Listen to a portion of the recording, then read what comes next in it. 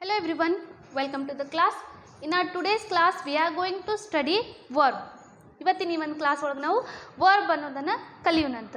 So verb it is a action word. A word which denotes the action is called as a verb. Verb ಅಂತಂದ್ರೆ ಕ್ರಿಯಾಪದ ಅಂತ ಹೇಳ್ತೀವಿ. ಯಾವುದೇ action ಕಾರ್ಯವನ್ನು ಮಾಡೋದನ್ನು ಕ್ರಿಯೆಯನ್ನು ಮಾಡೋದನ್ನು ತೋರಿಸ್ಕೊಡುವಂಥ ಶಬ್ದಗಳಿಗೆ ನಾವು ವರ್ಬ್ ಅಂತ ಹೇಳಿ ಹೇಳ್ತೀವಿ.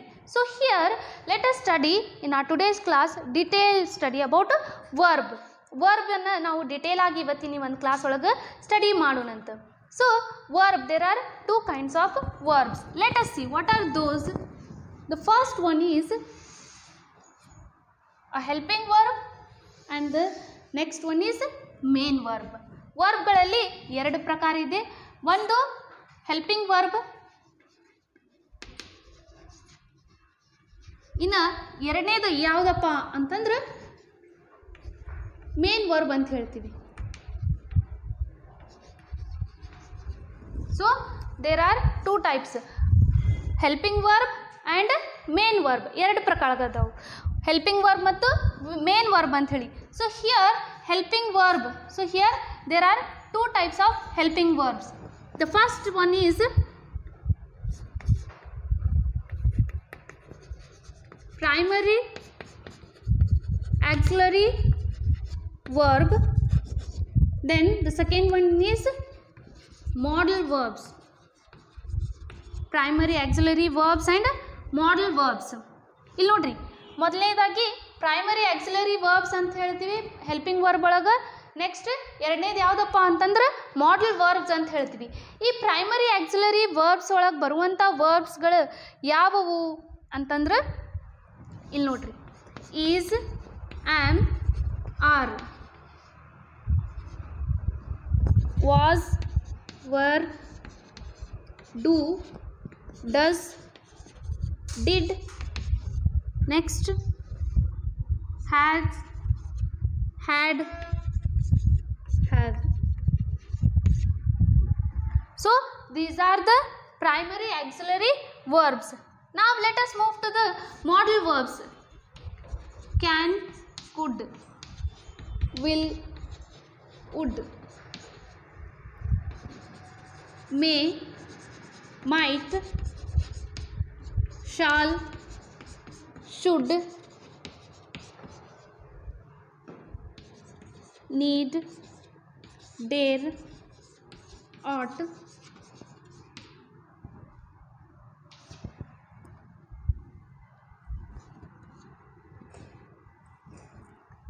so here you can see that primary auxiliary verbs. What are the primary auxiliary verbs?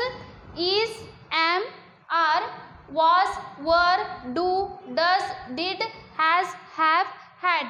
ನೋಡ್ರಿ, ಪ್ರೈಮರಿ ಆಕ್ಸಿಲರಿ ವರ್ಬ್ಸ್ ಅಂತ ಕರಿತೀವಿ ಈ ಎಲ್ಲ ವರ್ಬ್ಸ್ಗಳಿಗೆ.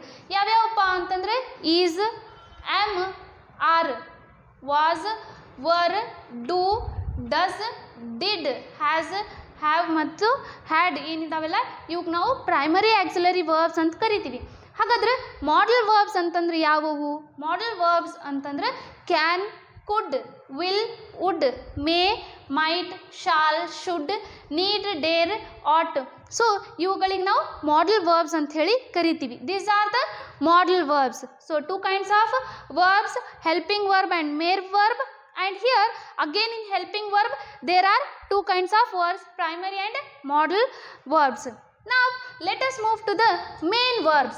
Main verbs, here main verb, so there is a chart we can say, and next I will explain you that chart main verb. So here write, it is a main verb. Okay, read, a main verb. What we say as a root verb, so that is called as a main verb. Sing, dance, see, laugh, see, these are the main verbs. ನೋಡ್ರಿ, main ವರ್ಬ್ಗಳ ಅಂತಂದ್ರೆ main verb root verb ಅಂತ ಹೇಳಿ ಹೇಳ್ತೀವಿ. ಮೂಲ ಕ್ರಿಯೆ ಅಂತ ಏನು ಹೇಳ್ತೀವಲ್ಲ ಅವಕ್ಕಂತೀವಿ. ರೈಟ್ ಇದು ಮೇನ್ ವರ್ಬ್ ಆಗಿದೆ, read main verb, sing, dance, see, laugh, these are the main verbs. Where as these are also the verbs. See, the word which shows action, it is a verb. Isn't it? ನೋಡ್ರಿ, ಈ right, read, Singh ಅನ್ನೋದು ಇವೆಲ್ಲ ನಮ್ಗೆ action ಕ್ರಿಯೆಯನ್ನು ತೋರಿಸ್ಕೊಡ್ತದೆ. ಹಾಗಾಗಿ ಇದಕ್ಕೆ ನಾವು verb ಅಂತ ಹೇಳ್ತೀವಿ. ಹೌದಾ?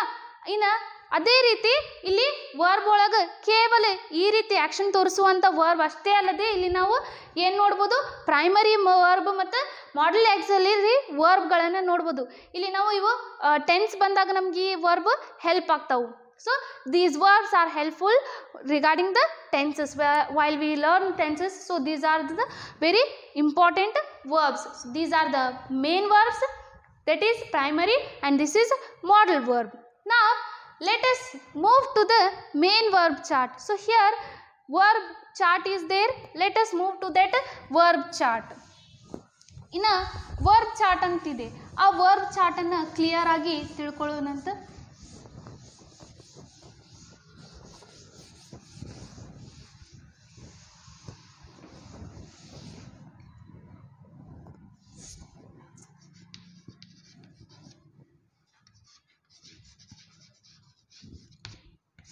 Verb chart. So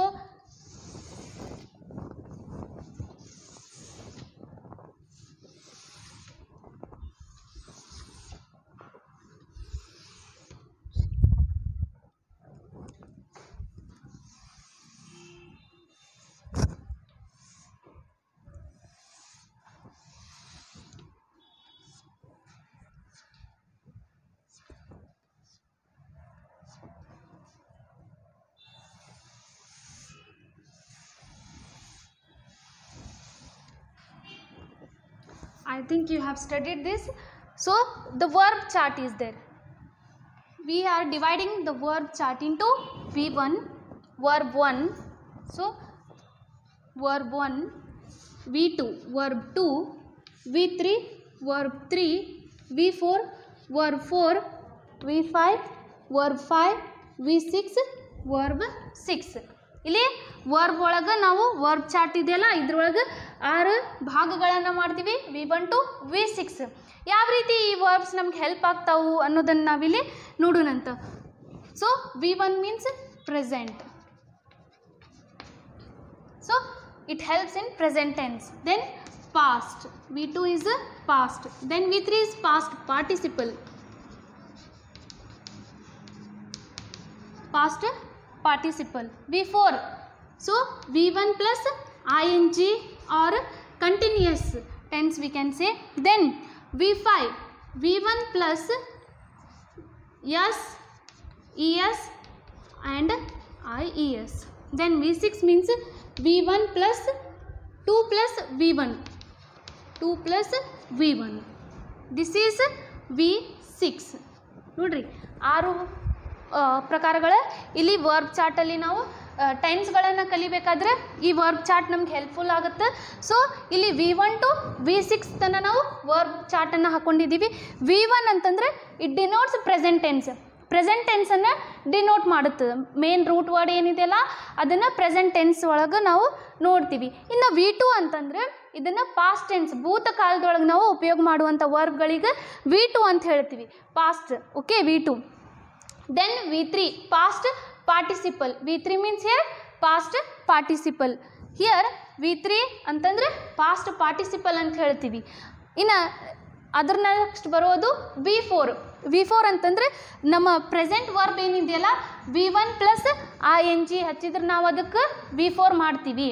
ನೋಡ್ರಿ, ಈ V4 ಕಂಟಿನ್ಯೂಸ್ ಟೆನ್ಸ್ ಒಳಗೆ ನಮ್ಗೆ ಹೆಲ್ಪ್ಫುಲ್ ಆಗ್ತದೆ.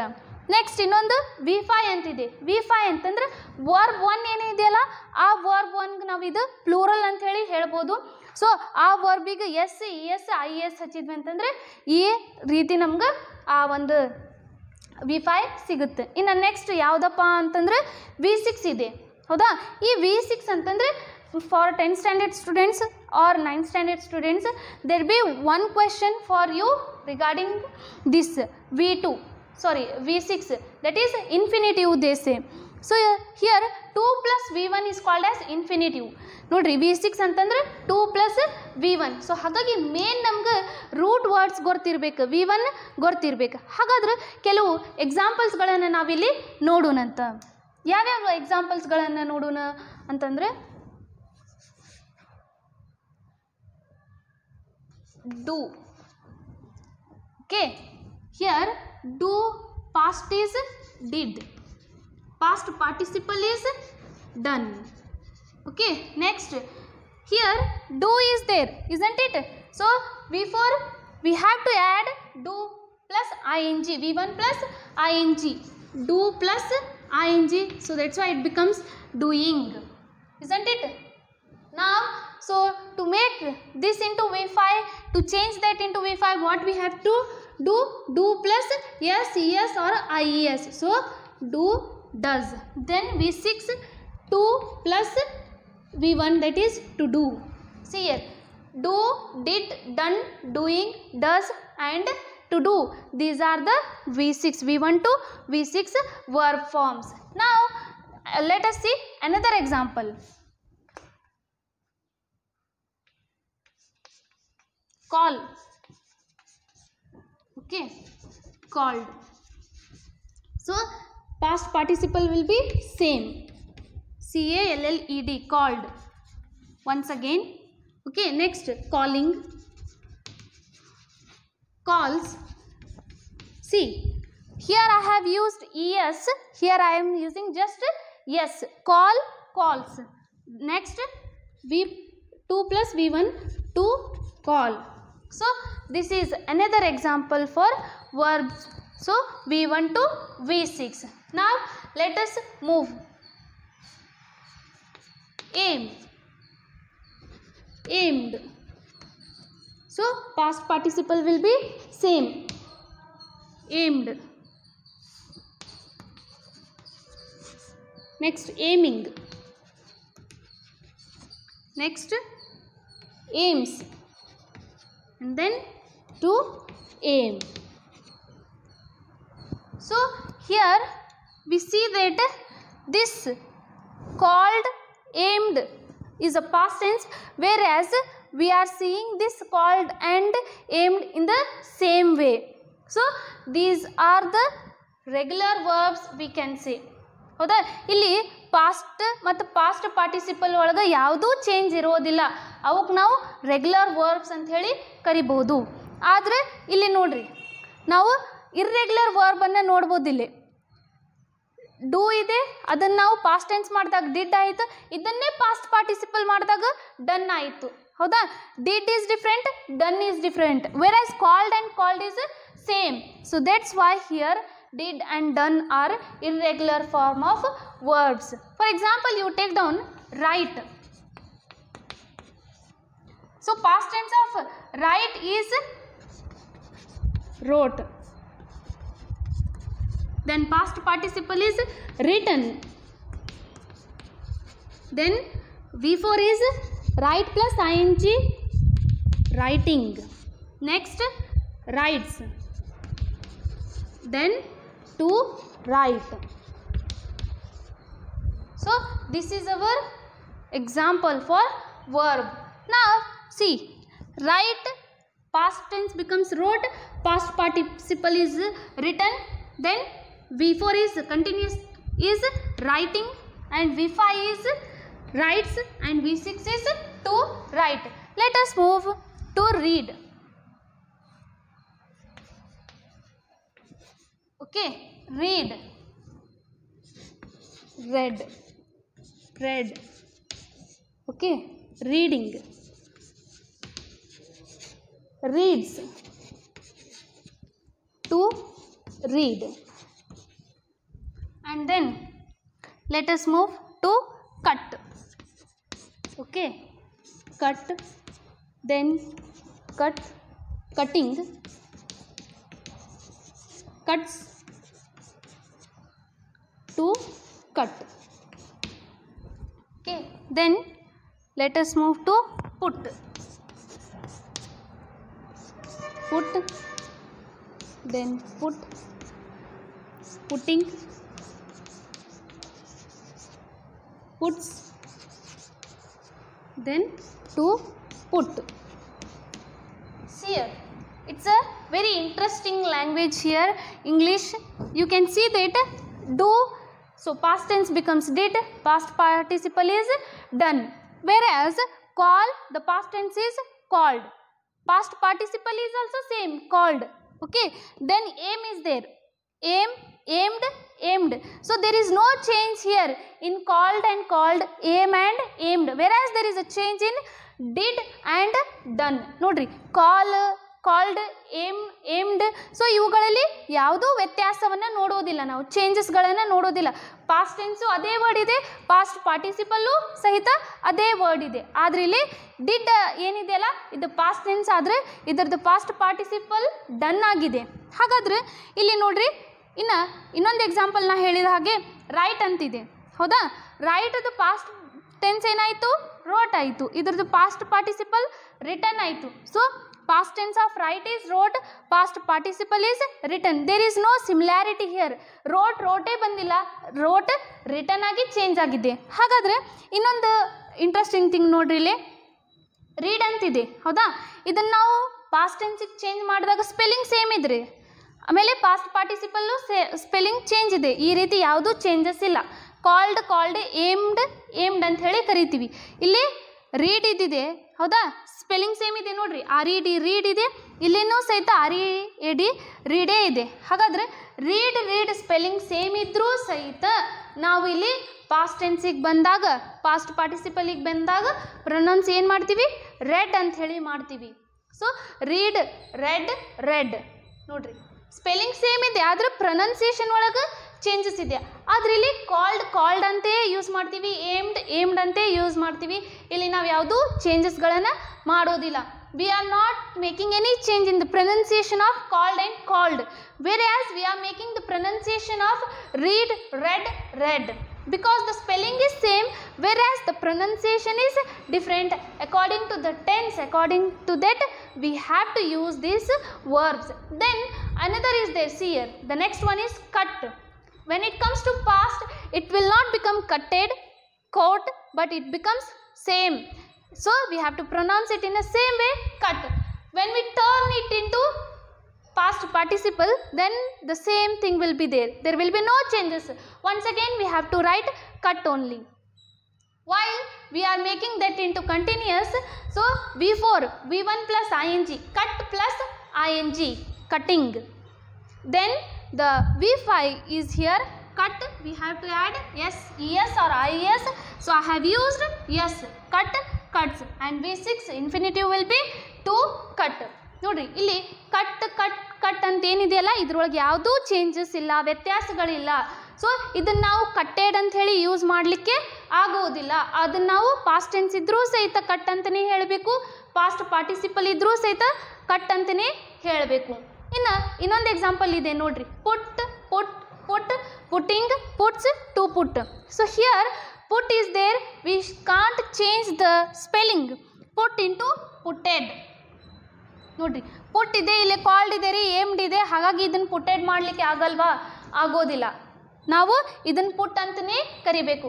ಪ್ರೆಸೆಂಟ್, ಪಾಸ್ಟ್ ಪಾರ್ಟಿಸಿಪಲ್ ಏನಿದೆಯಲ್ಲ, ಇದ್ರೊಳಗೆ ಪುಟ್ ಸೇಮ್ ಆಗಿರುತ್ತೆ, ಕಟ್ ಸೇಮ್ ಆಗಿರುತ್ತೆ, ಅವು ನಾವು ಚೇಂಜ್ ಮಾಡಲಿಕ್ಕೆ ಆಗೋದಿಲ್ಲ.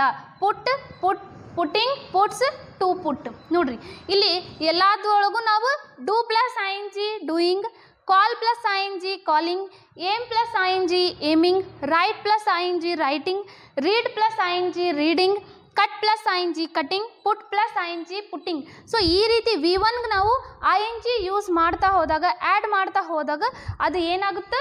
V4 ಆಗುತ್ತೆ, ಕಂಟಿನ್ಯೂಯಸ್ ಆಗುತ್ತೆ. ಇನ್ನು ನೆಕ್ಸ್ಟ್ ಒನ್ ನೋಡ್ರಿ, V1 plus es or ies.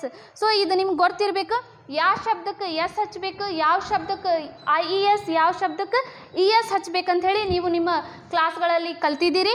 So ಹಾಗಾಗಿ ಇಲ್ಲಿ ಡೂ ನಮ್ಮದು V1, ಹೌದಾ? ಡೂ, ಇದಕ್ಕೆ ನಾವು es ಆ್ಯಡ್ ಮಾಡಿ ಅದನ್ನು V5 ಮಾಡಿದ್ದೀವಿ. ಕಾಲ್ ಇದೆ, ಇದಕ್ಕೆ ಎಸ್ ಮಾಡಿ V5 ಆ್ಯಡ್ ಮಾಡಿದ್ದೀವಿ. ಏಮ್ ಇದೆ, ಏಮಿಗೆ ಜಸ್ಟ್ ಎಸ್ ಅನ್ನು ಆ್ಯಡ್ ಮಾಡಿ ಇದನ್ನು V5 ಮಾಡಿದ್ದೀವಿ. ಸೊ ಇದು ಡೂ ಅನ್ನೋದು V1, ಕಾಲ್ ಅನ್ನೋದು V1, ಏಮ್ ಅನ್ನೋದು V1. V5 ಚೇಂಜ್ ಮಾಡಲಿಕ್ಕೆ ನಾವೇನು ಮಾಡಿದ್ವಿ? es ಅಥವಾ iesಗಳನ್ನು ಯೂಸ್ ಮಾಡಿದ್ದೀವಿ. ಇಲ್ಲಿ ನೋಡ್ಬೋದು ನೀವು, ರೈಟ್, ಸೊ ರೀಡ್, ಕಟ್, ಪುಟ್. ಸೊ ಇವಕ್ಕೆ ಎಲ್ಲೆಲ್ಲಿ es ಮತ್ತು iesಗಳನ್ನು ನಾವು ಯೂಸ್ ಮಾಡ್ಬೋದು, ಅವುಗಳಿಗೆ ನಾವು ಇಲ್ಲಿ ಆ ರೀತಿ ಯೂಸ್ ಮಾಡಿ V5 ಬರೀತೀವಿ. ಇನ್ನು ಲಾಸ್ಟ್ ಒಂದು ಏನಿದೆ ನೋಡ್ರಿ, V6 ಅಂತ ಏನಿದೆ, ಇದಕ್ಕೆ ನಾವು ಇನ್ಫಿನಿಟಿವ್ಸ್ ಅಂತ ಹೇಳ್ತೀವಿ. 1 ಮಾರ್ಕ್ ಕ್ವಶನ್ ಬಂದೇ ಬರುತ್ತೆ ಈ ಇನ್ಫಿನಿಟಿವ್ಸ್ ಮೇಲೆ. So infinitive is nothing but V1 plus 2 plus V1. V6 is called as infinitive. Infinitive ಯಾವುದಪ್ಪ ಅಂತಂದ್ರೆ V6 ಮತ್ತು V6 ಅಂತ ಹೇಳ್ತೀವಿ. V1 ಮತ್ತು 2 ಪ್ಲಸ್ V1 ಅನ್ನು ಜೋಡಿಸಿದಾಗ ನಮ್ಗೆ V6 ಸಿಗುತ್ತಿಲ್ಲ ನೋಡ್ರಿ. 2 ಆ್ಯಸ್ ಇಟ್ ಈಸ್ ನಾವು ಇಡೋದು, ಇದಕ್ಕೆ ಜಸ್ಟ್ V1 ನಮ್ದೇನಿದೆ ಅದನ್ನು ಆ್ಯಡ್ ಮಾಡ್ತಾ ಹೋಗ್ಬೇಕು. To do, to call, to aim, to write, to read, to cut, to put, ಇದೇ ನಮ್ದು V6. ಹಾಗಾಗಿ ನೆನಪಿಟ್ಕೋರಿ, ಇನ್ಫಿನಿಟಿವ್ ಅಂತಂದ್ರೆ V6 ಅಂದರೆ 2 ಪ್ಲಸ್ V1. ಹೌದಾ? ಸೊ ಹಾಗಾಗಿ ಈ ಎಲ್ಲ ವರ್ಬ್ಸ್ಗಳನ್ನು ನೆನಪಿಟ್ಕೋರಿ. ಇದನ್ನು ನಾವು ಇನ್ನು ನೆಕ್ಸ್ಟ್ ಕ್ಲಾಸ್ ಒಳಗೆ ಯಾವ ರೀತಿ ಈ ವರ್ಬ್ಸ್ಗಳನ್ನು ಯೂಸ್ ಮಾಡಿ ಟೆನ್ಸ್ಗಳನ್ನು ನಾವು ಕಲಿಬೋದು, ಸೆಂಟೆನ್ಸ್ಗಳನ್ನು ಮಾಡ್ಬೋದು ಅನ್ನೋದನ್ನು ನಾವು ನೆಕ್ಸ್ಟ್ ಕ್ಲಾಸ್ನಲ್ಲಿ ನೋಡೋಣಂತ. Keep in your mind. So you have to remember all these, be perfect in this V1 to V6.